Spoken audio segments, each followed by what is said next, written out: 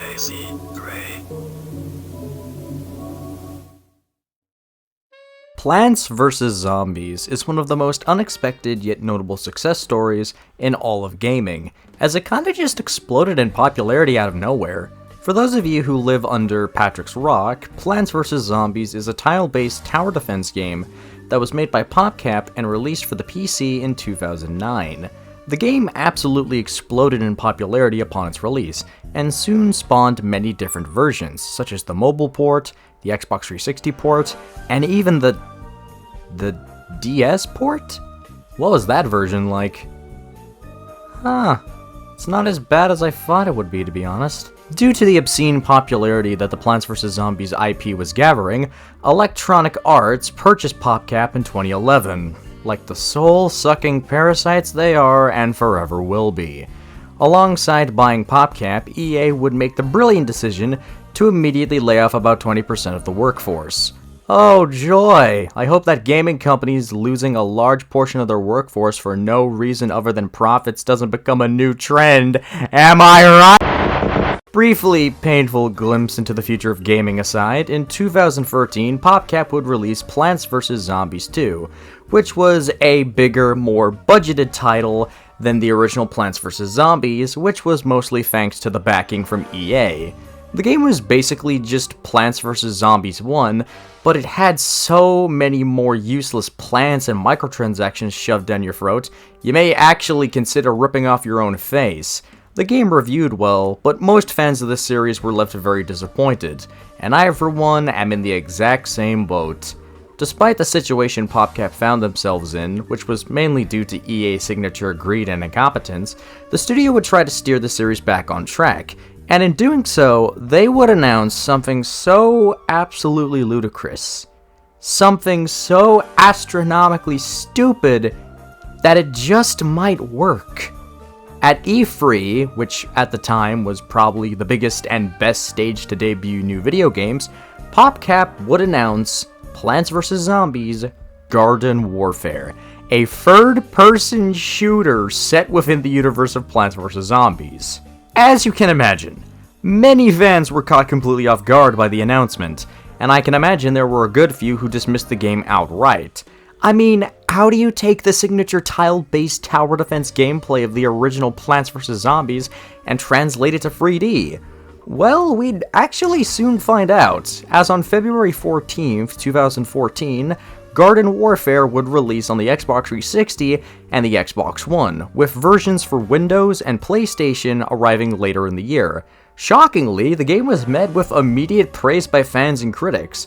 In fact, Garden Warfare did so well, it managed to sell 3.8 million copies across its lifetime. It did so well, in fact, that PopCap would later greenlight 2 sequels in the form of Garden Warfare 2 and Battle for Neighborville, which would also sell a respectable number of copies between them. Despite the breakout success of Garden Warfare and how much it's adored by fans of Plants vs. Zombies, the series hasn't seen a new entry since 2019, and considering that we're now in the year 2024, it doesn't look like we're going to be seeing it again anytime soon. So walk with me as we uncover what caused the rise and fall of Garden Warfare.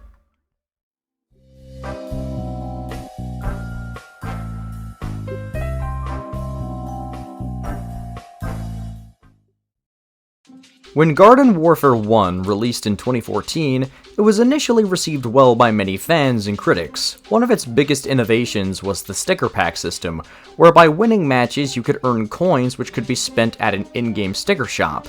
By opening packs, you could unlock cosmetics for your characters, as well as entirely new variants of characters you already own. Speaking of the characters, that was another positive of Garden Warfare, the 8 separate classes you could play as.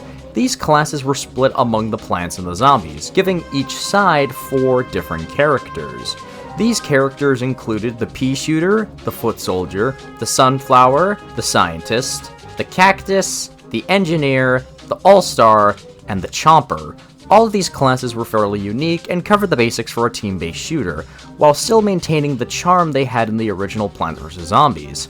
One of the best things about the class system was the variants. Instead of creating around 30 or so characters which cover every aspect of the team-based spectrum, looking at you, Overwatch! The devs opted to take the already existing cast of 8 characters and change little details about them to allow players to be able to pick up the new variants and immediately do well with them. For example, you have Ice Pea Shooter, who plays identically to Pea Shooter, except he does less damage and can freeze opponents by shooting them several times.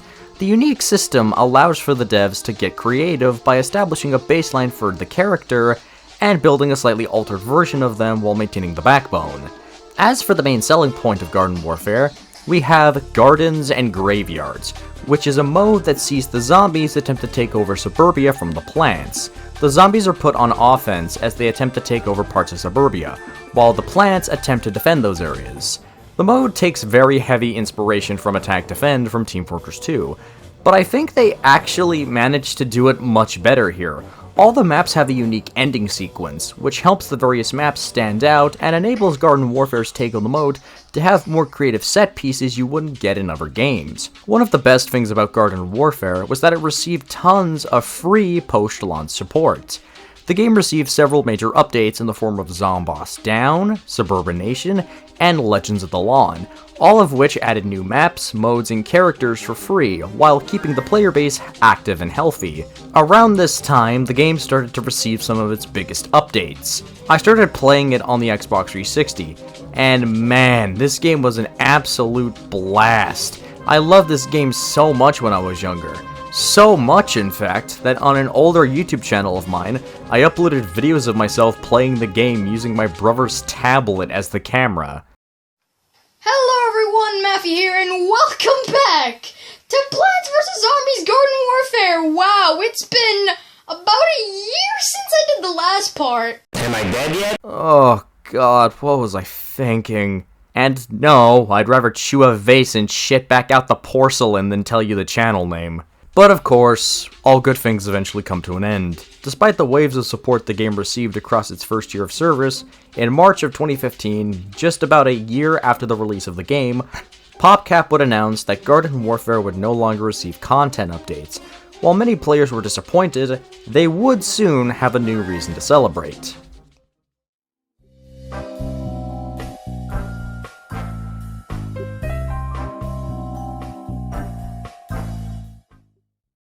Just as content for Garden Warfare started winding down, E3 would roll around once again, and PopCap would shockingly announce a sequel to Garden Warfare known as Garden Warfare 2, and this wasn't some lazy cash grab of a sequel either. This game was very much its own thing. It featured 3 brand new characters for both the plants and the zombies, a proper single-player story for both the plants and the zombies, a fully explorable open world in the form of the Backyard Battleground, and a progression system that rewarded players who were around during Garden Warfare 1. If you had unlocked any characters or cosmetics during your time in Garden Warfare 1, you could now port them over to Garden Warfare 2, allowing you to keep all of your progress and avoid having to grind the multiplayer to unlock them all over again. This massively lessened the blow of having to plop down another $60 for Garden Warfare 2, and showed that PopCap didn't want to mess with the consumer for the sake of a quick buck. In February of 2016, 2 years after the release of Garden Warfare 1, Garden Warfare 2 would finally launch. And man, oh man, I remember loving this game just as much, if not more than Garden Warfare 1. I played it for hours on my Xbox One, which also meant that I lost all my progress I made on the 360, since you couldn't transfer 360 progress over to Xbox One. Which kinda sucks, but I was simply too busy having some of the most fun I'd ever had playing a team-based shooter. Everything from the maps, the customization, and the new characters just screamed fun, and the game went as far as to make Garden Warfare 1 look like a beta test in comparison. Like Garden Warfare 1, this game received many major content updates in the form of Trouble in Zombopolis, Trials of Namus, and Lawn of Doom, all of which added new variants, maps, and sometimes even game modes thanks to the Mystery Portal. And in the case of Trials of Namus, we got 2 new characters in the form of Torchwood and Hovergoat. For over 3 years, the Garden Warfare 2 train continues to chug along, with seemingly no signs of stopping, which I find absolutely incredible, especially when you compared the sales of Garden Warfare 1 and 2. While Garden Warfare 1 sold 3.8 million copies in its lifetime, Garden Warfare 2 only managed to sell 1.5, less than a half of the original. Despite the murky sales figures, I can still respect the hell out of PopCap for supporting this game for as long as they did. But alas, like Garden Warfare 1 before it, Garden Warfare 2 eventually received its death knell. On July 16, 2019, PopCap would announce and release the final major update for Garden Warfare 2, simply known as the Tale of the Taco event. This month-long event would add weekly challenges and modes to the game, with the tease of a major reveal for the franchise on the horizon. I remember playing this game the most during this period. I would constantly hop online and grind out the new game modes with my then friends, not knowing what the future would hold for Garden Warfare 2. Was I sad? Yeah, I was, but I was actually more excited than anything when it came to the future of Garden Warfare. And once the event ended, we got an announcement, although it technically wasn't the one we expected.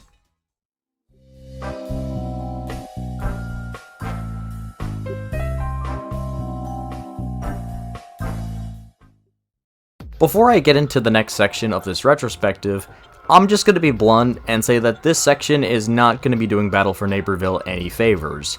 I'm fully aware that there is a group of people who really enjoy BFN and still play it to this very day. And if you are one of those people, and you're watching this video, I'm happy you're still getting enjoyment out of the game. Unfortunately, I'm simply just not one of those people that enjoys BFN. So, now that we've established that, let's talk about Battle for Neighborville.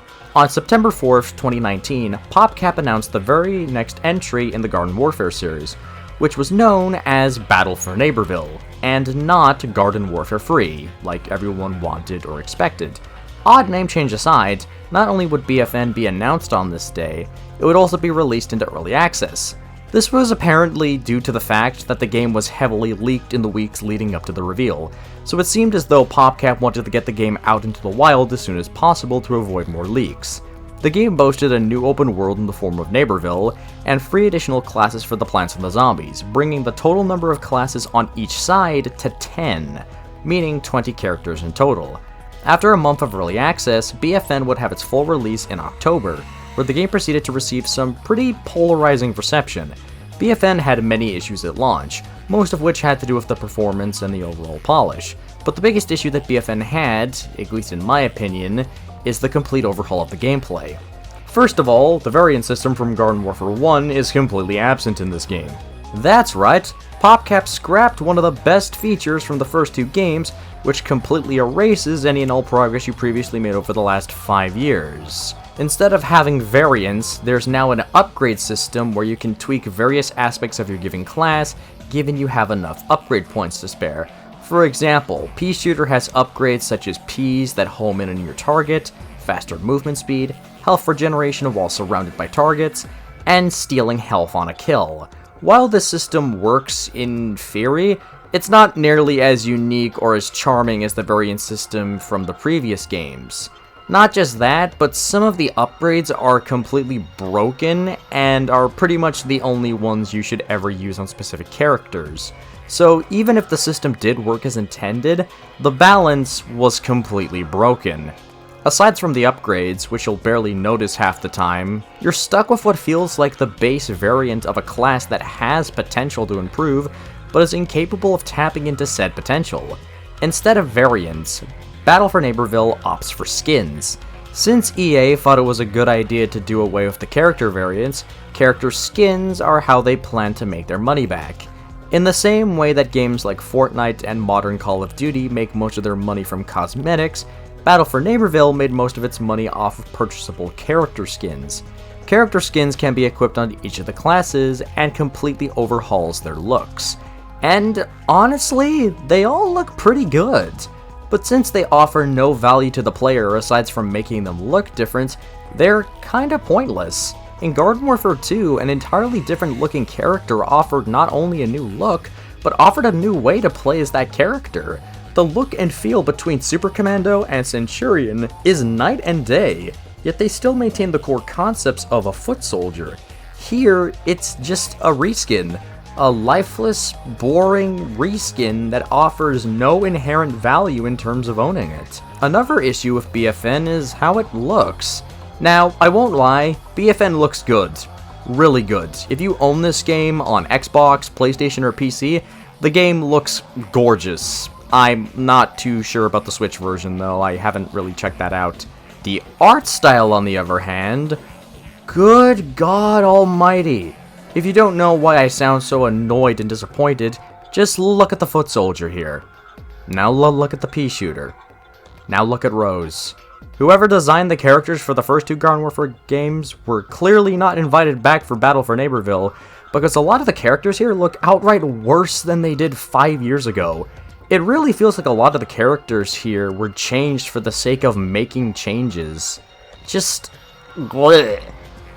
Now, what I'm about to say next hasn't been outright confirmed, so take this part with a grain of salt, but apparently the reason for a lot of these changes was because Garden Warfare 2 did not sell very well, which is something we've already established. Apparently, due to the lack of sales in Garden Warfare 2 compared to Garden Warfare 1, EA slashed PopCap's budget. As a result of this, EA decided to axe the budget for Battle for Neighborville in order to make up for monetary losses. This is why variants no longer exist, instead replaced with the upgrade system, and why the sole monetization this game has is now the character skins.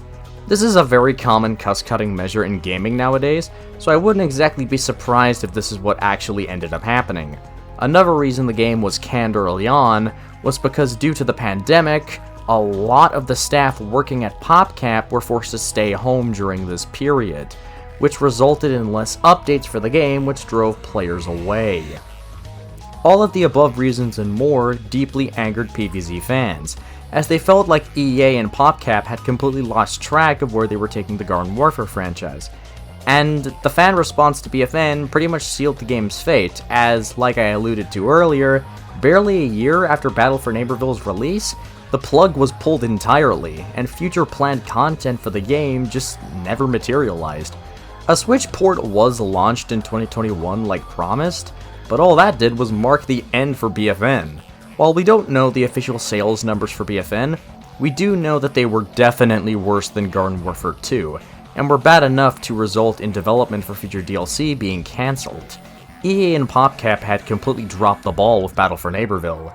So, where did this leave the future of Garden Warfare?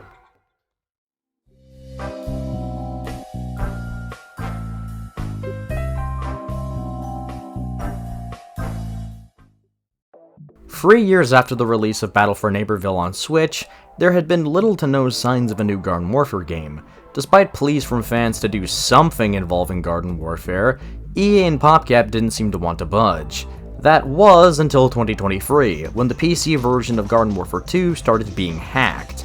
Players were reporting that their ranks were being reset, they were being kicked out of lobbies, and were even being banned from the game itself, all by pesky hackers who intended to send a message to EA and PopCap for the treatment of the Garden Warfare franchise, no matter how much collateral damage they left in their wake. In early 2024, EA and PopCap would finally respond to the backlash, announcing they would be patching in an anti-cheat for Garden Warfare 2 in order to protect players and stop the hacking. Garden Warfare fans finally had a reason to rejoice, as we assumed we'd be able to go back to playing Garden Warfare 2 like nothing had happened. What we didn't assume initially was that the anti-cheat that would be added would go down to the kernel, meaning that the game would run slower on older systems, we'd lose complete access to mods, and the game would literally cease to function on Linux, meaning that anyone who bought the game for the Steam Deck would no longer be able to play it on the Steam Deck. But hey, if it means we can enjoy Garden Warfare 2 again, it'll all be worth it. Right? But my game kept crashing constantly. I had to uninstall and reinstall this game and move some files around. And I even heard that someone was able to break the anti-cheat within 5 minutes, which is just amazing to me, because it's like this anti-cheat's like brand spanking new. It's like a part of the freaking like Battlefield 2042 anti-cheat. It's not perfect, but it certainly ain't terrible. Yet on this game, it doesn't even work. Oh, you're fucking kidding me!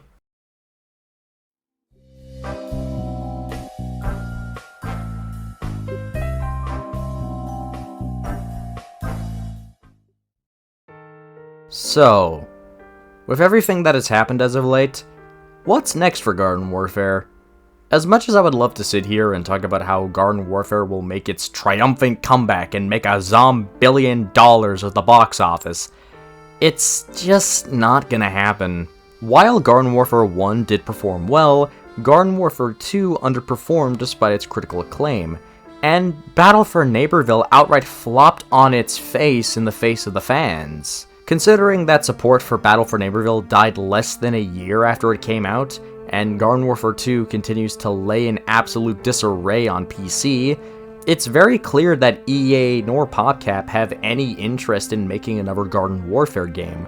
They milked the series dry, and now that the cash has stopped flowing, they simply have no reason to fund another Garden Warfare game. And even if they wanted to, EA and PopCap are simply too busy making Plants vs. Zombies free, another game which will also flop, to even consider making another Garden Warfare. And that, my dear viewers, is what caused the rise and the fall of Garden Warfare. But before you go, I quickly want to share some of my fondest memories from Garden Warfare. You see, when I was younger, I remember watching YouTubers like ZackScottGames and Wolfie Plays stream Garden Warfare 1 and 2 as soon as they came out on YouTube. And I'm gonna be honest, I loved these streams. I would tune in to see what the next major update or character drop for the game would be, and then I'd hop on the game for the next few hours just to play the game myself. Some of my fondest memories from my Xbox 360 days were actually from Garden Warfare 1. I remember booting up the game when the Zombots Down update dropped, and playing Cactus Canyon with my then friends for literal hours on end. This update was probably my peak in terms of interest when it came to Garden Warfare, but that's not to say I lost interest after Zombots Down. The Trials of Nomus DLC in Garden Warfare 2 is still probably one of the best updates to ever hit a video game, and the reward of unlocking Torchwood and Hovergoat is one of the best player rewards in gaming history. It's just a shame that EA then made it so you could then just buy the characters instead, which is utter bullshit if you ask me. I will forever love Garden Warfare, even though as the series marched on, it did start to have its fair share of problems. And I will miss it. A lot. It may now be dead, but at least I can smile knowing how much fun it provided me and so many other gamers.